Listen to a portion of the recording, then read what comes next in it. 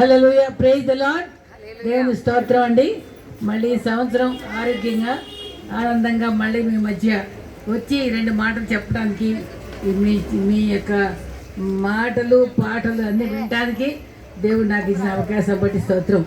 మీ నాన్నగారు నాకు సుపరిచితులు, అమ్మగారు, తర్వాత బాబు కూడా మరి చక్కగా ఆ నాన్నగారు సేవని అందుకొని ఎంత చక్కగా మరి చిన్నపిల్లల మధ్య సేవ చేయడం, మరి యూత్ని ప్రోత్సహించడం, మీకు మంచి వాక్యాలు నేర్పించడం, పాటలు నేర్పించడం, ఇవన్నీ కూడా ఎంత చక్కగా మరి నేర్పించడం నేను చూడటం మరి అదే నిజంగా అభినందిస్తున్నాను. ఈ రిమోట్ ప్లేస్లో ఇంత ఓర్పుతో పెద్ద ఇంజనీర్ అయ్యిండు కూడా ఎక్కడో ఉద్యోగం చేసుకోక వాళ్ళ నాన్నగారి యొక్క ఆశయాల మేరకు చక్కగా మరి అన్ని యూత్ని పిల్లల్ని కూడా టీచర్స్ సహకారంతో ఇంత చక్కగా కొనసాగించేటువంటి మంచి మనసు మీకు కలిగినందుకు నేను దేవుని పేరు అభినందిస్తున్నాను. Heart congrats for. నేను వాక్యం మరి చెప్పడానికి చిన్ని పిల్లలు వీళ్ళకి పెద్ద వాక్యం చెప్పాలంటే నాకు అది కష్టం.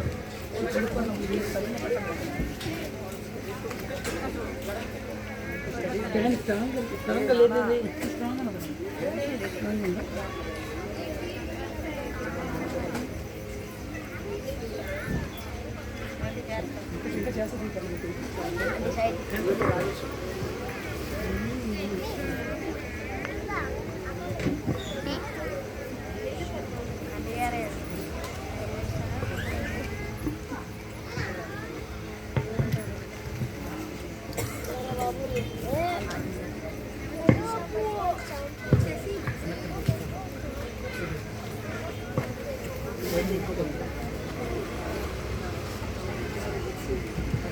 మీరు చక్కటి బైబిల్ వాక్యాలు చెప్పారు కదా. ఆ బైబిల్ వాక్యము ఒక వాక్యము నేను రాసిన సాక్ష్యంలో ఉంది. ఎటువంటి సాక్ష్యం అంటే అది అద్భుతమైన సాక్ష్యం. ఏంటంటే ఒక పెద్ద తాగుబోతు ఒకడు ఉన్నాడు. అసలు భయంకరంగా తాగేవాడట. అసలు అది పెళ్లి చేసేద్దాం అనుకున్నారు కానీ ఈ అమ్మాయి ముందుకు రాలే. ఎవరో ఒక అమ్మాయి పిలిచి వచ్చింది. ఆ పెళ్లి చేసేద్దామంటే తాళి కడదాం అనుకునేటప్పటికి చేతులు వణికిపోయినాయంట. చేతులు వణికిపోయి తాళి కట్టలేకపోయాడంట. ఇప్పుడే వస్తానని బయటికి వెళ్ళి తాగేసి ధైర్యం తెచ్చుకొని ఆ బలం తెచ్చుకొని మళ్ళీ కట్టేశాడంట. కట్టేసేసి వచ్చేసాడంట. వచ్చాక అలాగే ఉద్యోగం చేసే ఆయన చాలా మంచోడంట. ఏదో తాగిపోతూ ఉద్యోగం ఇద్దాంలే అని ఉద్యోగం చేసినాడంట. చేస్తూ ఉంటే ఆ ఉద్యోగం చేసేవాళ్ళలో రాము అనేవాడున్నారంట. నేను పంపిన పుస్తకంలో సాక్ష్యంలో చివరి సాక్ష్యం ఒక బుక్లో ఆ సాక్ష్యం. అయితే ఆయన చివర ఏం చేశారంటే 300 డబ్బులు తీసుకొని నెలకు ఒకసారి వాళ్ళందరూ బాగా తాగేసేసి చిందులు వేసుకుంటా అల్లరి చేసుకుంటూ తిరిగేవాళ్ళంట. వాళ్ళ తాగుబోతులు అందరికి ఉద్యోగస్తులు అయ్యేటప్పటికి ఎప్పుడు తాగుబోతుగా ఉండే ఆ రాము అనే ఆయన ఇప్పుడు చెప్పేటువంటి ఆయన పేరు కూడా గుర్తులేదు నాకు. వాళ్ళిద్దరు కూడా తాగేవాళ్ళంట. ఒకరోజు అయితే మాత్రం ఈయన తాగకుండా ఒక పక్కన మూల కూర్చున్నాడంట. ఏంటి ఇక్కడ కూర్చున్నాడు అని అంటే నేను తాగను అన్నాడంట. ఆ తర్వాత అందరూ 300 డబ్బులు ఇస్తుంటే నేనేమన్నా అన్నాడంట. ఎందుకు ఇవ్వరా అంటే నేను యేసుప్రభుని నమ్ముకున్నానంట. అప్పటికప్పుడే ఇంతకుముందే నమ్ముకున్నానంట. ఎవరి ద్వారాను నమ్ముకున్నాను. నేను 300 ఇవ్వను, నేను తాగను అని చెప్పేటప్పటికి చాలా ఆశ్చర్యపడాడంట. ఇప్పుడు నేను రాసిన సాక్ష్యం అయినా అయ్యేటప్పటికి వెంటనే ఆ మూల కూర్చుని బైబిల్ తెరిచి కీర్తనలు 1వ అధ్యాయం ఇందా చెప్పింది పాప, దుష్టుల ఆలోచన చొప్పున నడవక, పాపుల మార్గమున నడవక, అపహాసం కూర్చుని చోట కూర్చుండక, యెహోవా ధర్మశాస్త్రమును ఆనందించుచు దివారాత్రము ధ్యానించేవాడు ధన్యుడు. మీలాగా నేను ఆడలో పాటు కలవను, నేను ధ్యానించను అని చెప్పాడంట.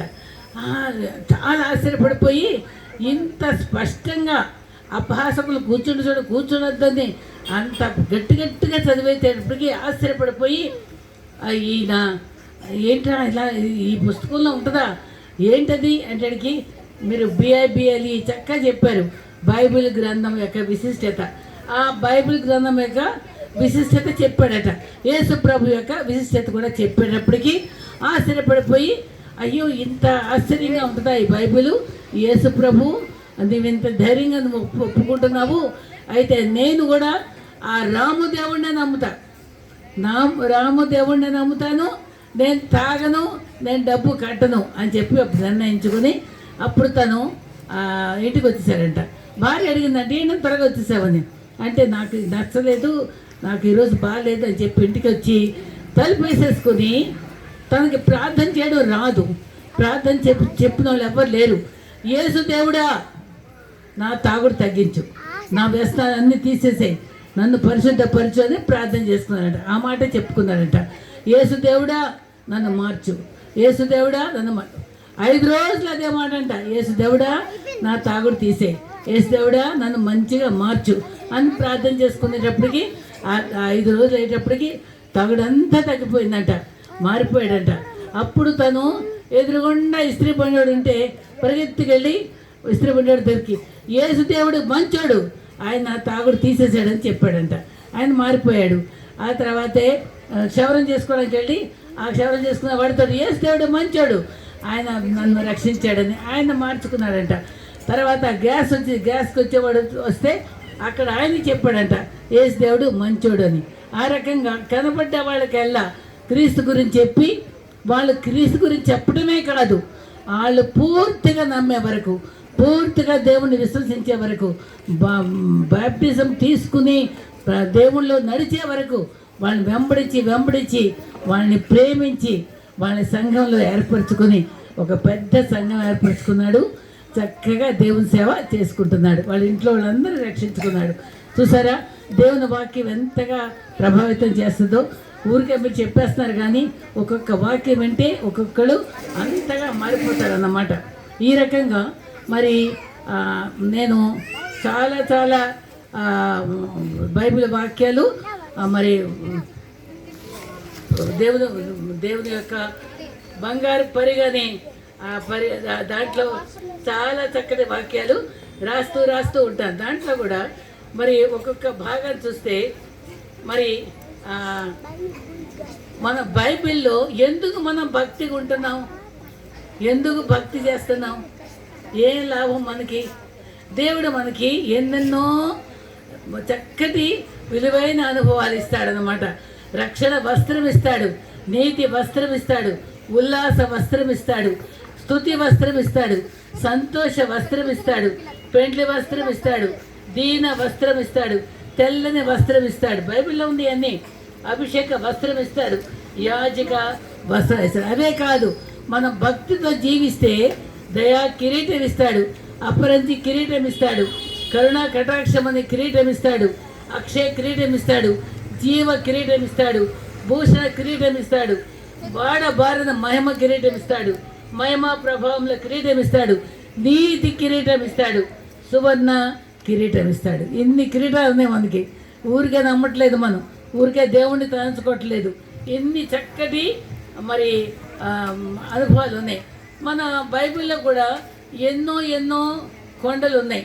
ఆ కొండల యొక్క సందర్భాలు కూడా ఉన్నాయి, అన్నీ చెప్పలేను. కానీ నోవాహు ఓడ అంతా అయిపోయాక, మీరు చిన్నపిల్ల కాబట్టి ఇవన్నీ చెప్తున్నా, అది ఒక ప్రాంతం దగ్గర అది చిక్కుకొని అక్కడ ఉండిపోయింది. ఇప్పటికి కూడా ఉంది. అది అరారత్ పర్వతంపై నిలిచిపోయింది ఓడ. ఏది? నోవా కట్టించిన ఓడ. ఆ తర్వాత అబ్రహాము మొరియా కొండపై ఇస్సాకు, మొరియా కొండ అది ఇస్సాకు బలిచింది. ఇప్పటికే అది ఉంది. ఎంతోమంది యాత్రికులు వెళ్ళి చూస్తున్నారు. తర్వాత మరి సీనాయి పర్వతంలో 10 ఆజ్ఞలు తెలుసా మీకు? ఒక ఆజ్ఞ చెప్పగలరా? 10 ఆజ్ఞలు ఏం చెప్తావు? చెప్పు.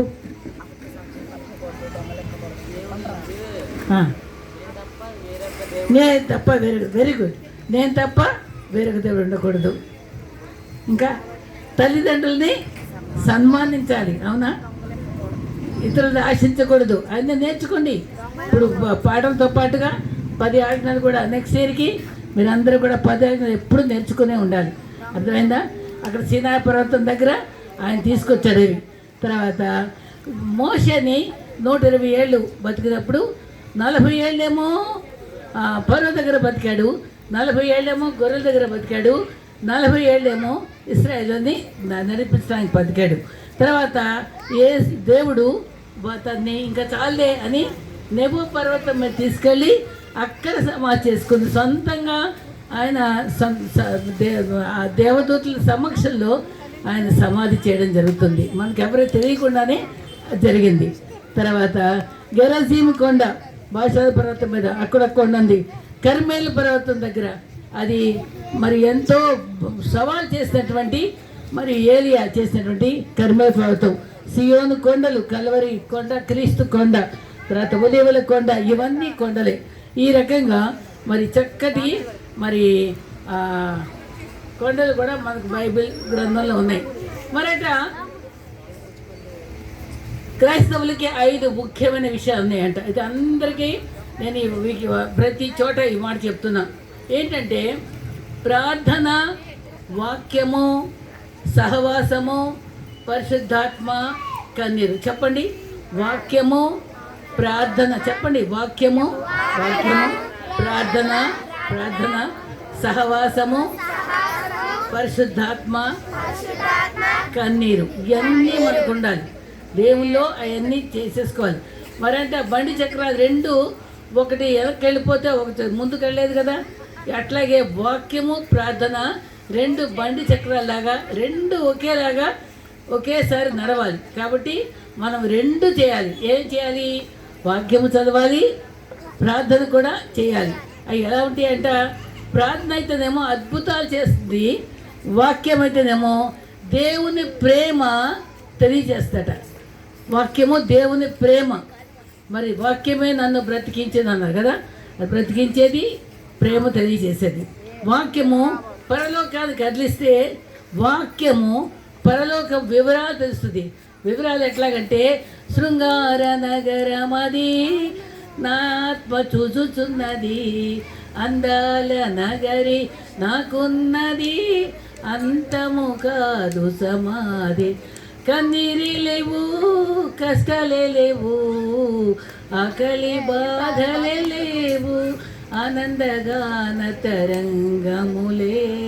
అట్లా నా యేసుకే స్తుతి హారతు. శృంగార, ఆకలి దప్పులు ఉండదు. అటువంటిది మనకేం తెలియజేస్తుంది? ప్రకటనలో ఆ పరలోకం ఎట్లా ఉంటుందో అది చక్కగా తెలియజేస్తుంది.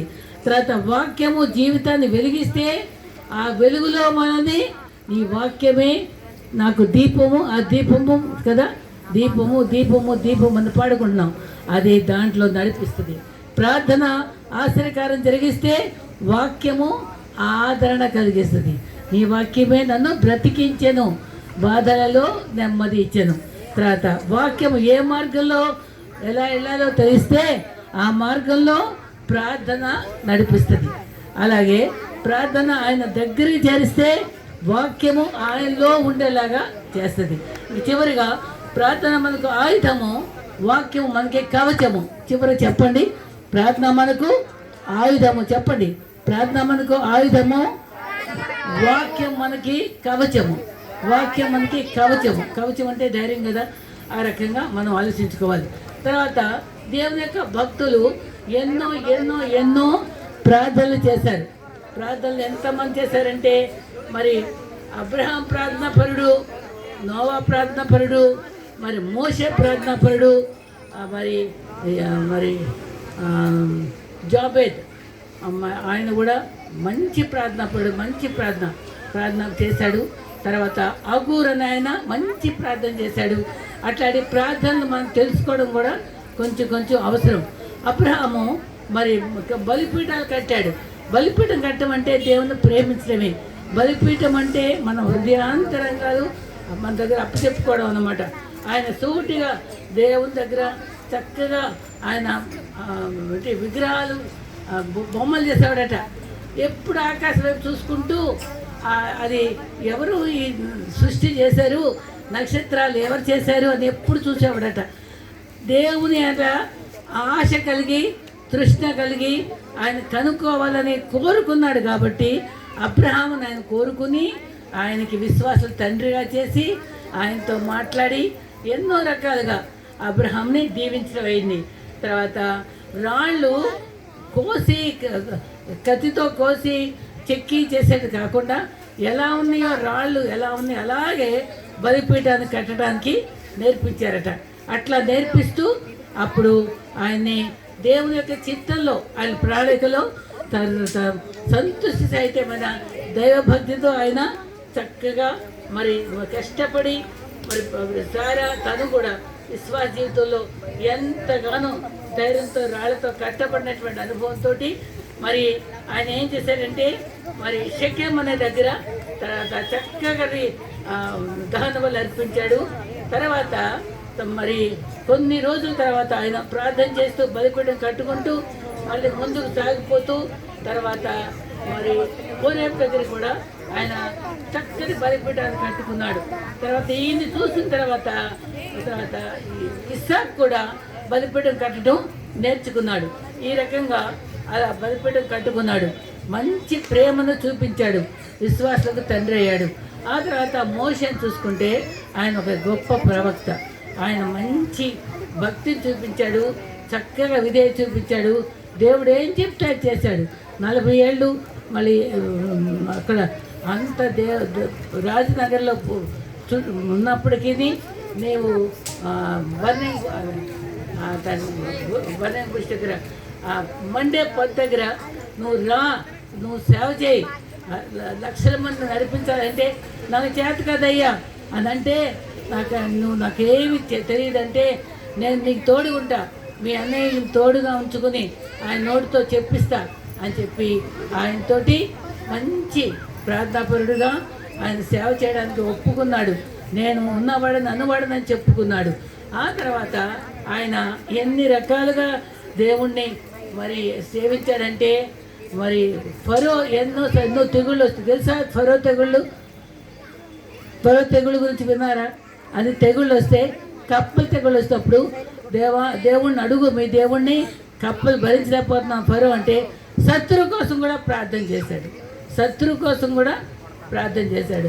వాళ్ళ సొంత అక్క నీవేంటి నల్లటావిని చేసుకున్నావని విమర్శిస్తే అప్పుడు దేవుడు కోపం వచ్చి నా బిడ్డను అంటావా, నా అబ్రహాం అంటావా అని ఆ అమ్మాయి కుష్టిస్తే ఏడ్చి ఎలుగెత్తేచి కుష్టి తీసే ప్రభువా అని సొంత అక్క కోసం ఏడ్చాడు.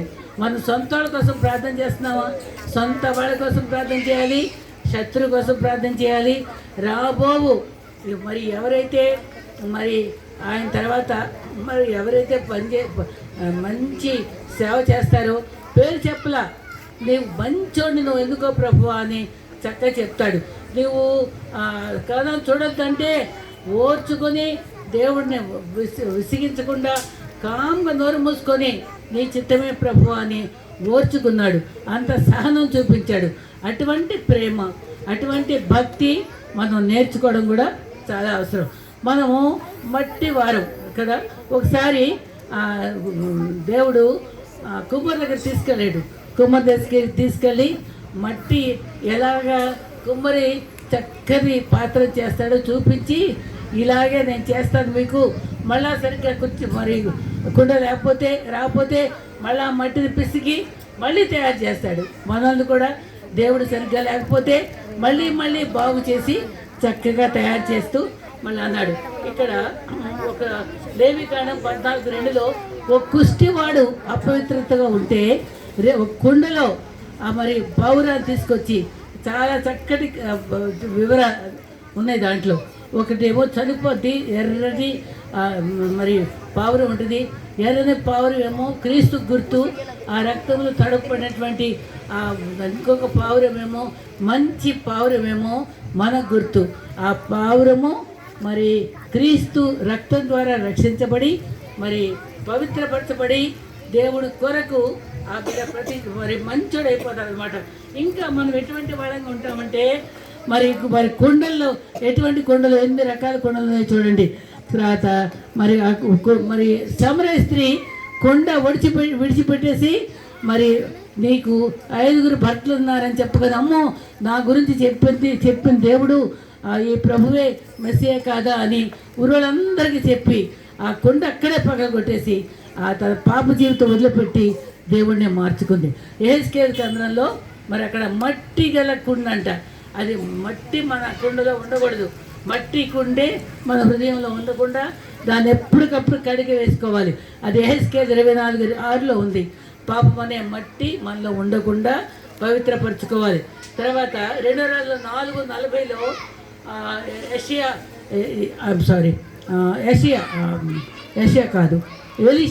ఎలీషా శిష్యులు అక్కడ కరువు వస్తే కూరగాయలు వండుకొస్తారు. దాంట్లో ఆ కూరగాయల కూర విషంగా చేదుగా ఉంటుంది. అమ్మ బాబు విషం ఉందయ్యా, విషం ఉందా కేకలేస్తారు. వెంటనే పిండి తెచ్చి దాంట్లో పెడతారు. పిండి అంటే ఏంటి? అది గోధుమలు చితగొట్టింది.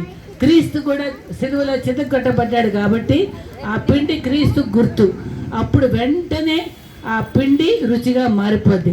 కాబట్టి మన జీవితాల్లో ఎప్పుడన్నా విషపు మనసు, విషపు పరిస్థితులు ఏర్పడితే, విషపు కష్ట సుఖాలు ఏర్పడితే దేవుణ్ణి అడిగితే మనలో కూడా పిండిని వేసి క్రీస్తు మనలో చేరి మనల్ని సంతోషంగా, రుచికరంగా, ఆరోగ్యంగా మారుస్తాడు. కొన్ని ఓటికుండా అని 22:8 మనం కూడా ఓటికుండగానే ఉంటున్నాం. ఒకసారి మీకు చెప్తాను, మీకు విసుగ్గా ఉందేమో, ఒక్క కథ వినండి. ఒక కావిడి కుండలో 2 కుండలు ఉంటాయి కదా, కావిడి మోస్తారు కదా. ఒక కుండట పగిలిపోయిందంట. ఆ కుండ అందంట యజమానితో, నేను పగిలిపోయాను, నీకేం పనికి రావట్లేదు కదా అని అంటే, నీవు అట్లా అనుకోవద్దు, ఒక పక్క నువ్వు నీళ్లు నింపుకుంటున్నావు, ఒక పక్క పగిలింది. నీవు మోస్తున్నప్పుడు నీవు ఒక కుండేమో నీళ్ళు నిండుగా ఉంది, ఒక కుండేమో వేడిగా ఉన్నప్పుడు ఆ నీళ్లు ఆ రోడ్డు పక్కనే కారుతున్నప్పుడు ఆ దారిలో నేను పూల మొక్కలు వేసాను. ఆ పూల మొక్కలు వేస్తే ఆ పూల మొక్కలన్నీ కూడా ఆ నీళ్ళ వల్ల చక్కటి అందమైన పూలు వచ్చినాయి. కాబట్టి నీవేమీ నిరుపయోగం కాదు. నువ్వు పక్కగా సక్కగా నీళ్ళున్నా సరే ఆ నీళ్ళ ద్వారా చక్కని పూలు పూసినాయి. కాబట్టి నీవేమీ నిష్ప్రయోజనంగా లేవని. మన జీవితాల్లో కూడా మన దేనికి పనికిరావు అనుకోవద్దు. దేవుడు మనల్ని ఉపయోగకరంగా వాడుకుంటాడు. అదే తర్వాత మేడగది సిద్ధపరచడానికి ఒక జాడీ పట్టే కుండ పెట్టుకొని నీళ్లు పెట్టి ఆ దేవుని క్రీస్తు కొరకు తీసుకెళ్లే కుండగా మనం ఉండాలి. దేవుని కొరకు పరిచయం చేసే కుండగా ఉండాలి. తర్వాత ఈ రకంగా మరి ఇది పేద విధవరాలు మరి ప్రవక్త వెళ్తే ఏమీ లేదు తినడానికి. మా కొడుకులనేమో ఎవరో తీసుకెళ్ళిపోతున్నారు, బందీగా తీసుకెళ్ళిపోతుంటే, నీ ఇంట్లో ఏముందంటే నూనె ఉంది, కుండ అంతే. ఆ నూనె కుండని అప్పుడు దాన్ని తలుపులన్నీ వేసేసేయని కుండలన్నీ తెచ్చుకోమని చెప్పి కుండలన్నీ నిండా నూనె నింపేటట్టుగా అద్భుతం చేసేసరికి అద్భుతంగా ఆ నూనె అంతా నింపుకొని వాళ్ళు ఉపయోగించుకుంటారు. తర్వాత గిద్యోన్ జీవితం మీరు ఒకసారి చదవండి, న్యాయాధిపతులు 7వ అధ్యాయం. అది చాలా చక్కటి. అది ఆయన మిద్యానీయులని శత్రువులు వెంటబడితే వాళ్ళు దాక్కుని భయపడిపోతూ ఉంటాడు. అప్పుడు దూత కనబడి ఏమంటే తెలుసా అంటే, బలార్జుడు అంటది. బలార్జుడు అంటే నేనేంటి బలార్జుడిని, నా వంశం మంచిది కాదు, నువ్వు ఎందుకలా పిలుస్తున్నావు అని చెప్తే, నీలో శక్తి ఉంది అని చెప్పి తను అంచెలంచెలుగా మార్చి ఒక చక్కని యుద్ధానికి సిద్ధపరిచి ఒక కుండను చేశాడు. కుండను తెచ్చుకో, కుండలో దీపం పెట్టు, బూర పెట్టుకో. ఈ 3 ఎంత మంచి విలువైన విషయాలు చెప్తారంటే, కుండ మన జీవితాలు, మట్టి కుండ లాంటి వాళ్ళం. దీపము మన క్రియలు, దీపము మన సక్రియలు అనేది చూపించుకోవాలి. బూర అనేది మన సాక్ష్యము. ఒకసారి చెప్పేది గుర్తున్నా మీకు, మదిలో వాక్యం ఉండాలి, గదిలో ప్రార్థన ఉండాలి, వీధిలో సాక్ష్యం ఉండాలి. మళ్ళీ చెప్పండి, మదిలో వాక్యం ఉండాలి, గదిలో ప్రార్థన ఉండాలి, వీధిలో సాక్ష్యం ఉండాలి. ఊపిరినంత వరకే సాక్ష్యం చెప్పాలి. ఊపిరి పోయాక మనం దేవుడికి లెక్క చెప్పాలి. అది మనం ఎప్పుడు గుర్తుపెట్టుకోవాలి. నేను ఎప్పుడు కూడా నేను చాలా ఇప్పుడు మీరు అగూర్ అని ఆయన మీరు సరిగ్గా ఫాలో అవట్లా మీరు. సామెతలు 30వ అధ్యాయంలో అగూర్ అనేవాడు ఉన్నాడు. యాకే అనేవాడు వాళ్ళ నాన్న. ఆయన ఒక్కసారి ఆయన పేరుంది. ఆయన ఏం ప్రార్థన చేశాడు తెలుసా? నాకు ఇది పెట్టు, నాకు మా అమ్మాయికి ఉద్యోగం ఇప్పించు, మాకు డబ్బులు కావాలి అని అడగలేదు. ఏమన్నారు తెలుసా? ప్రార్థన ఎలా చేశాడో చూసుకోండి. మంచి మాటలు ప్రార్థన చేశాడు. ఏమనంటే, వ్యర్థమైన వాటిని మనస్కరించకుండా నన్ను కాపాడు, అబద్ధాలు చెప్పకుండా కాపాడు, పేదవాడిగా ఉంచొద్దు, గొప్పవాడిగా ఉంచొద్దు. పేదవాడిని అయితే నేను దొంగతనం చేస్తానేమో, గొప్పవాడిని అయితే నీవెవడం అంటానేమో అని 4 మాటలు ప్రార్థన చేస్తాడు. ఎప్పేసి కూడా 4 మాటలు ప్రార్థన చేస్తాడు. దినవృత్తాంతాలు 4:10 ఏమంటాడంటే 14 ఏమంటాడంటే, కీడు నా నుంచి తొలగించు, నీ చేయి నాతో ఉండని, నాకు సరిహద్దులు విశాలం చేయి. చక్కటి మాటలు, మంచి మాటలు ప్రార్థన చేస్తాడు. ఒకేసారి వస్తాడు బైబిల్లో.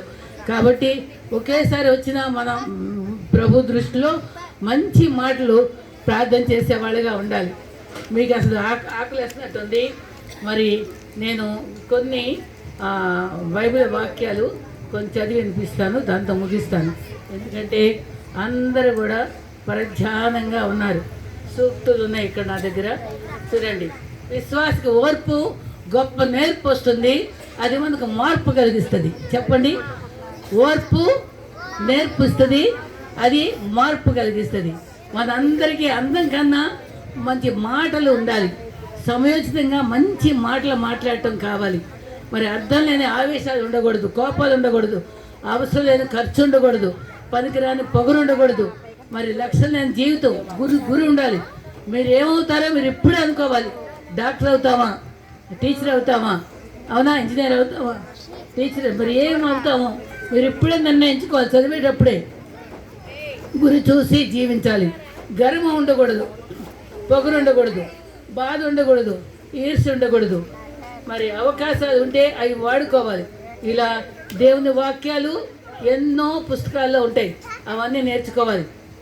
ఇంకొక మాట చెప్పి ముగిస్తానండి. పిల్లలు సరిగ్గా వెళ్ళలేకపోతున్నారు. ఒక్క మాట చెప్తాను. బాల్యంలో అట సమూయేలు వలె ప్రార్థించాలి, యవనంలో తిమోతి వలె ప్రార్థించాలి, మరి మధ్యాహ్నం వేళనేమో దానియేలు వలె ప్రార్థించాలి, రాత్రి వేళ పౌలు శీల వలె ప్రార్థించాలి, అపాయంలో పేతురు వలె ప్రార్థించాలి, దుఃఖంలో హన్నా వలె ప్రార్థించాలి, శ్రమలో యోబు వలె ప్రార్థించాలి, మరణంలో స్టెఫను వలె ప్రార్థించాలి, మరి పనిలో ఎలియాజర్ లాగా ప్రార్థించాలి, పని ప్రారంభించేటప్పుడు, తర్వాత పని ముగించేటప్పుడు సొలొమోను రాజులాగా ప్రార్థించాలి. అన్ని సమయాల్లో క్రీస్తు వలె ప్రార్థించాలి. నిజమైన క్రైస్తవుల కోరిక ఏంటంటే క్రీస్తుకు దగ్గరగా ఉండాలి, ఎక్కువ ప్రార్థనలో గడపాలి, ఎక్కువ వాక్యంలో గడపాలి. అది గడుపుతారా? మరి గడుపుతారా? ప్రార్థన చేసుకుంటారా? వాక్యం చదువుతారా? అలా ఉంటారా? మరి అలా ఉండటానికి ప్రయత్నించండి. మీరు చిన్నపిల్లలు సరిగ్గా వినే అర్థం చేసుకునే వయసు కాదు, కానీ బైబిల్ చదువుతూ ఉంటే మీకే దేవుని గురించి బాగా అర్థమవుతుంది.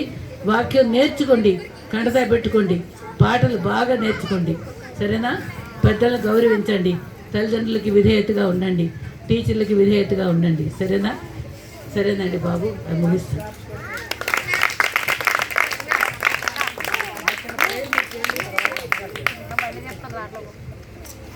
ప్రార్థన. ప్రేమ నమ్మకం గల ప్రేమ గల ప్రభువా, నీ బంగారు పాదములకు స్తోత్రాలు. ఈ చిన్న కూడికను దీవించండి ప్రభువా. అది డిఫరెంట్ ఆ వయసు వారు ఇక్కడ ఉన్నారు ప్రభువా, పెద్దలు, యవనస్తులు, పిల్లలు, ఈ కుటుంబాలుగా వచ్చిన వారు కూడా ఉన్నారు ప్రభువా. కుటుంబాలు నీ కొరకు జీవించడానికి, భక్తితో నేర్చుకోవడానికి కూడా కుటుంబంలో వారికి నీ కృప దయచేయండి. కుటుంబంలో సంస్కారం నేర్చుకోవడానికి సహాయం చేయండి. భక్తిగా తండ్రి మంచి క్యారెక్టర్స్ బైబిల్లో పిల్లలకు నేర్పించిన తల్లిదండ్రులకు మంచి స్ఫూర్తినివ్వండి. బిడ్డలందరితో పాటు తల్లిదండ్రులు కూడా మోకరించి ప్రార్థించడం నేర్పించండి. బిడ్డలు కూడా తండ్రి తల్లిదండ్రులకు విధేయత చూపిస్తూ, తండ్రి టీచర్లకు కూడా విధేయత చూపిస్తూ మంచి బిడ్డలుగా అందరూ నలుగురు యొక్క మనను పొందే రీతిగా అందరూ కూడా మంచి బిడ్డని తల్లిదండ్రులకు పేరు తెచ్చే బిడ్డలుగా వీరిని కాపాడండి. వీరికి నడిపిస్తున్న ప్రభా బాబును, తండ్రి భార్యను, అమ్మను కూడా మీరు దీవించండి ప్రభా. ఎంత ఓర్పుతో బిడ్డలతో కనిపెడుతున్నారు. వీరికి మంచి సహకారం అందిస్తున్నారు. టీచర్స్ కూడా మీరు తోడుగా ఉండి మంచి విషయాలు నేర్పడానికి నీ కృప దయచేయండి. పిల్లలకు నేర్చుకునేటువంటి ఆసక్తి కూడా దయచేయండి. చదువుకునే మంచి మనసు దయచేయండి. వీరు మంచి భావి జీవితంలో ప్రగతి సాధించే బిడ్డలుగా కనుకరించండి. ఈ సమయం నాకు ఇచ్చినందుకే స్తుతిస్తూ తండ్రి నీవే బిడ్డలందరినీ కాపాడి దీవించమని యేసు నామాన్ని అడుగుతున్నాను తండ్రి. ఆమేన్. Thank you so much.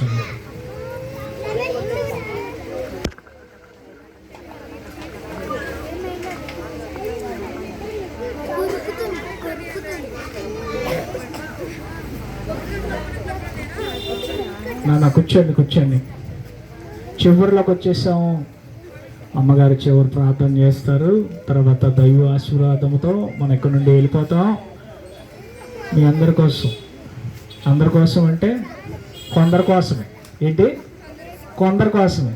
ఎందుకనంటే ఈ జ్యోతిర్మయ సెంటర్ ప్రారంభించి ప్రతిరోజు ట్యూషన్ చెప్పి వాళ్ళకి ఫ్రీ ఎడ్యుకేషన్ అందించి వాళ్ళ కోసం ఎంతో ప్రయాసపడుతున్నాం కదా.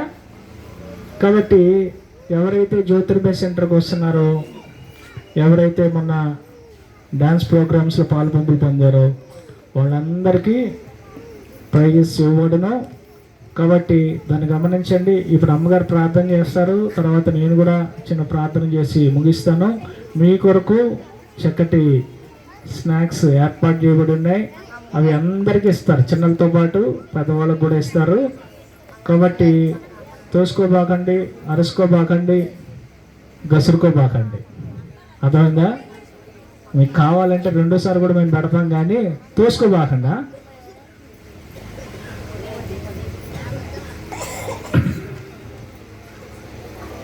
One, 2, 3.